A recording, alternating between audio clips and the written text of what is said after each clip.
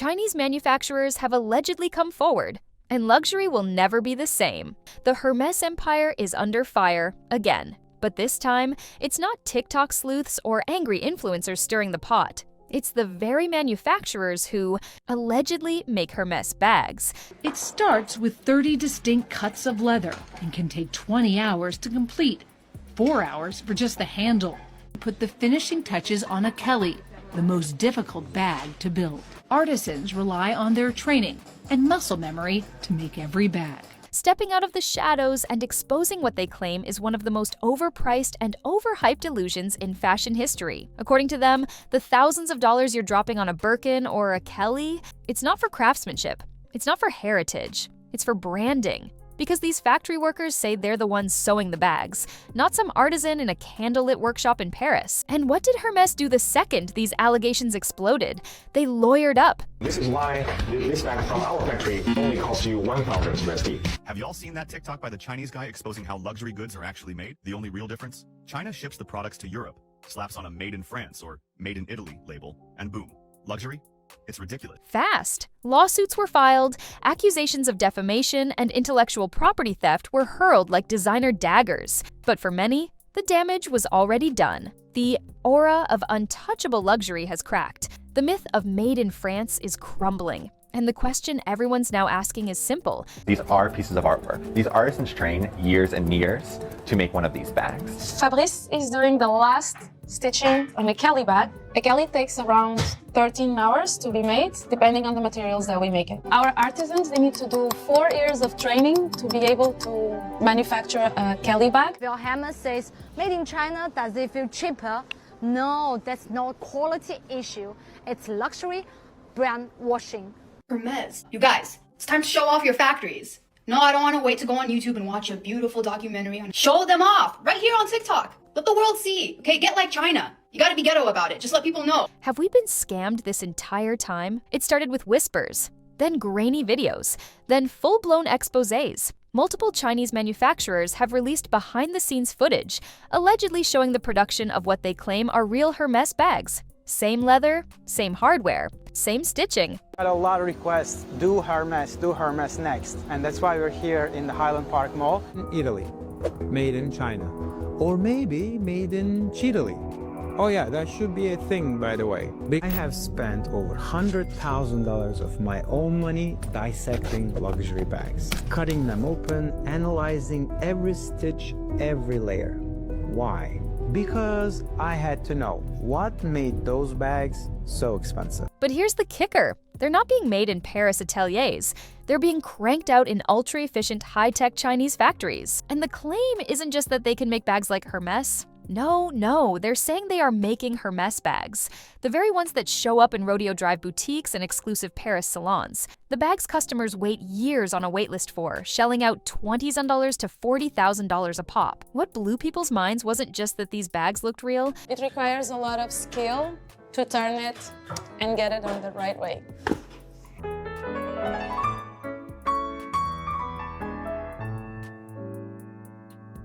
Il y a des bouchées, des bacs plus 4, 5, 6, on en a. Hein. It's that the factory workers were openly calling them authentic. And that threw a grenade into the luxury space. Because if the bags are being made overseas, what exactly are you paying for? That tiny made in France stamp? The illusion of old world European craftsmanship? Consumers started waking up, and fast. This wasn't counterfeit. It was something far more dangerous. This was corporate exposure. De l'entrée, où on me donne des morceaux de cuir jusqu'au moment où je vais avoir livré ma pièce. Je veux pas qu'on reproduise un geste de façon indéfinie en se disant bon bah je fais toujours ce même geste et je pense qu'on est vraiment là pour apprendre un métier et pas des tâches. Raw, undeniable and humiliating. And the factories? They didn't just leak info. They laughed at the markup. They claimed a Birkin that costs you $30,000 to buy cost them less than $600 to make. Let that sink in. But that wasn't even the most shocking part. Hermes didn't waste a second. My point is, I think it's crazy how designer brands have been selling things for thousands when China sell them on and literally they're so cheap. If the Chinese manufacturers are making the same, like the actual Birkins, and then they are also selling these on the side as well. Technically, this is an absolute fucking bargain because it's the exact same material as a Birkin. The minute the videos gained traction, their legal team went scorched earth. Lawsuits were launched targeting several Chinese manufacturers for what they called defamation and unauthorized reproduction of intellectual property. And Hermes didn't mince words. They called the allegations false, malicious, and damaging to the integrity of the brand. In their official statements, Hermes doubled down. They claim every single one of their products is handcrafted in France, assembled by elite artisans who undergo years of training. They insisted that their supply chain is closely guarded, that no unauthorized third parties are involved, and that any suggestion otherwise is an outright lie. But behind the scenes, insiders say it was chaos. Executives were scrambling. Internal memos allegedly warned of a brand reputation emergency. One source even claimed that Hermes executives feared that even if the lawsuits were successful, the trust was already gone. Because let's be honest, once consumers see something with their own eyes, lawsuits can't unsee it. And fans online weren't exactly siding with Hermes. Social media exploded with side-by-side comparisons of real and fake bags that looked identical. Comment sections were flooded with users asking why they should ever pay $25,000 again if the same bag can be produced for a few $100. Even worse, some Hermes resellers allegedly began pulling listings. The resale market dipped, and collectors began questioning the authenticity of bags they'd bought years ago.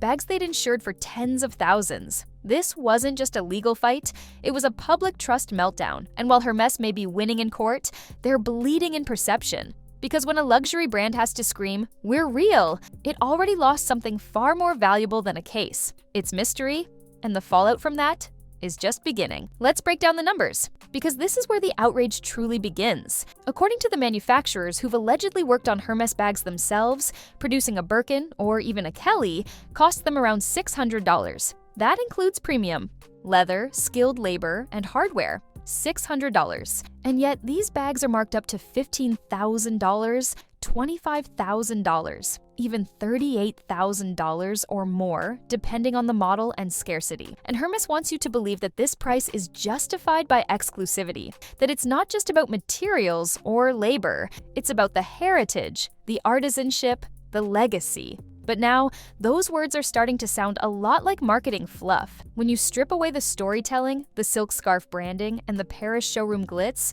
what are you left with? A product that's being priced at nearly 65 times its production cost? That's not luxury, that's extortion with a logo. People online aren't having it anymore. TikTok has been flooded with side-by-side comparisons showing factory-made bags versus official ones. And the differences are microscopic, if there even are any. Reddit threads are filled with former luxury buyers admitting they feel duped, embarrassed, even violated, because this isn't just about fashion. It's about being told your identity, your worth, your status is wrapped up in a bag that, according to insiders, is no different than something made in a Shenzhen workshop. And the luxury market can pretend this is about craftsmanship all it wants. But the internet has receipts, and people are pissed. But it wasn't just about the price tag. What came next was even worse. The second this story hit the internet, resale markets started tanking. Buyers who once proudly flexed their Hermes collections started asking brutal questions. How do I know this isn't one of the exposed bags?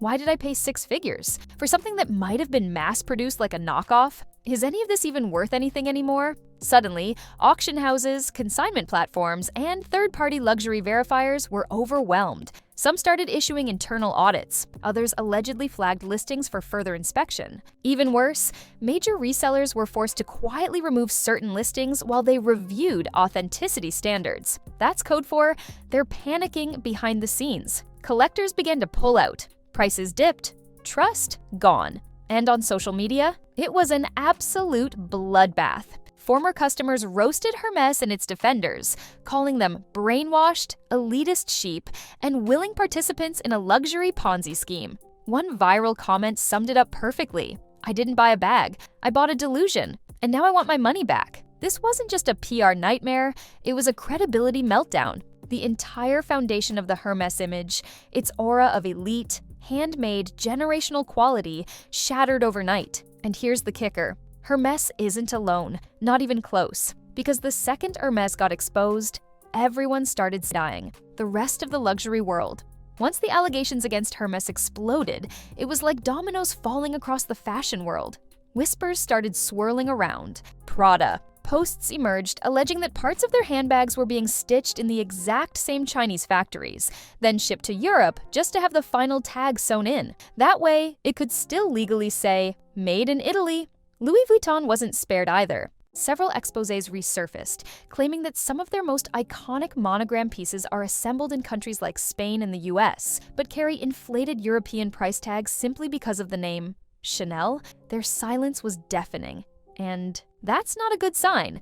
Consumers started connecting the dots. If Hermes, a brand that prides itself on absolute exclusivity, can be allegedly linked to outsourced, unacknowledged production, who else is cutting corners behind the curtain? And here's where it gets even more chaotic. Some factory insiders are now saying they've worked across multiple luxury brands. Same materials, same construction lines, different logos. Let that sink in. What the public is starting to realize is devastating to luxury labels. These brands aren't selling better quality, they're selling better stories. And that narrative, that fantasy of true luxury, is collapsing in real time. The internet doesn't forget. And now, every high-end brand is under a microscope. The fallout? Just getting started. The idea that products made in China are of inferior quality is being challenged. Modern Chinese factories produce high-quality goods, often matching or exceeding European standards. This shift in perception is reshaping consumer attitudes. Hermes' revenue